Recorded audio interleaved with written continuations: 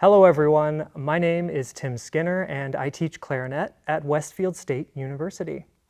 I'm here to talk to you today about this year's Senior District audition material for bass clarinet.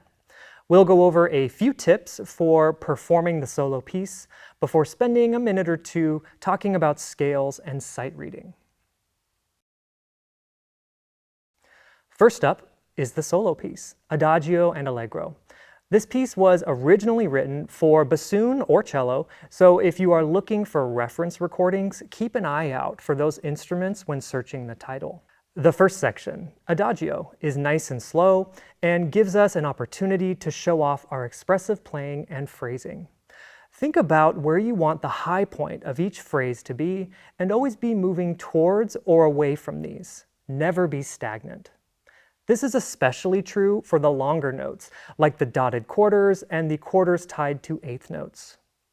Rather than parking on a note and just holding it passively, offer some direction by moving the air forward and playing through the sustained note. This doesn't have to be super extreme, a little bit goes a long way. Try the opening phrase like this.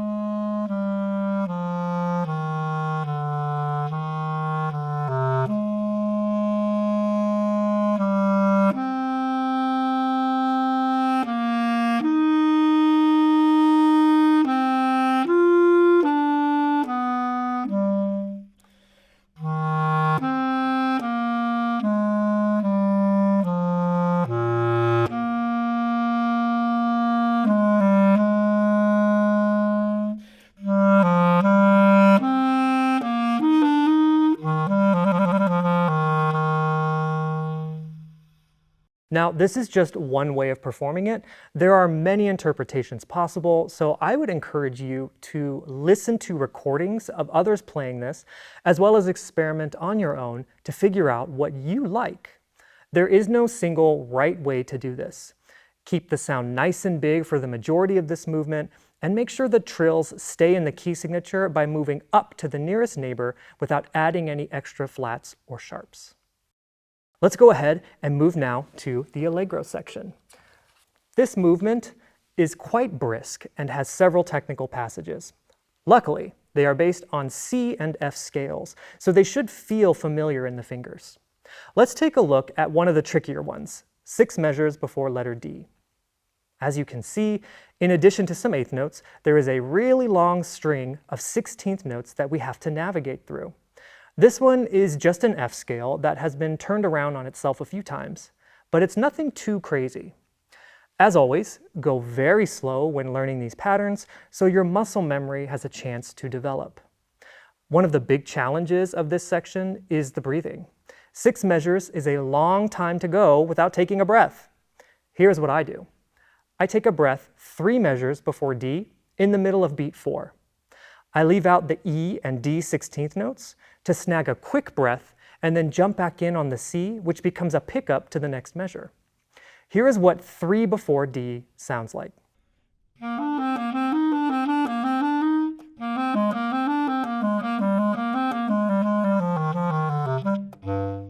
And now I'll go back to 6 before D and play the whole phrase.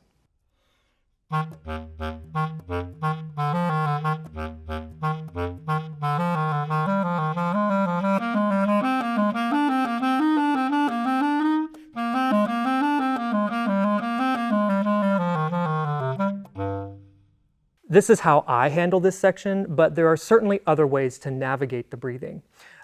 And some of you may not need the breath at all, which is great. Do what works for you. Now that we have gone over a few things in the solo piece, let's talk about scales. For the Senior District audition, you will be asked to play from a selection of scales and it must be memorized. The most efficient way I have found to learn and memorize scales is to play it once or twice while looking at it and then immediately attempt to play it again while looking away from the music. So once looking, once away, like this.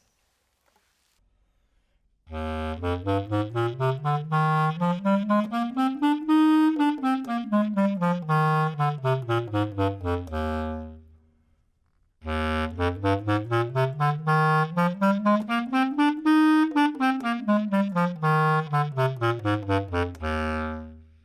can make it a game, if you'd like, by selecting scales at random and attempting them without a specific order in mind. It can also be helpful to ask a friend or family member to select scales for you and then perform them in a mock audition kind of situation. Feel free to include chromatic scale in this scenario also. Finally, we have sight reading. The biggest piece of advice I can give any bass clarinet player is to never sacrifice the sound. When we are nervous and not feeling super confident about something, we tend to back off on the air. This causes a weak sound and gives the impression that we don't believe in ourselves. So even if you are unsure of how to play something in a sight reading situation, keep the air strong and fill the room with your beautiful sound. And of course, practice sight reading just as you would anything else. Select random pieces or small melodies that you've never seen before, either from books or any number of online sources, and play through them without stopping. Prioritize maintaining a confident sound. Soon it will become second nature, and you won't ever have to worry about sacrificing the quality of your bass clarinet voice. Thank you for watching and listening. I hope you learned something new and that this helps you on your bass clarinet journey. Best of luck and have fun with the music.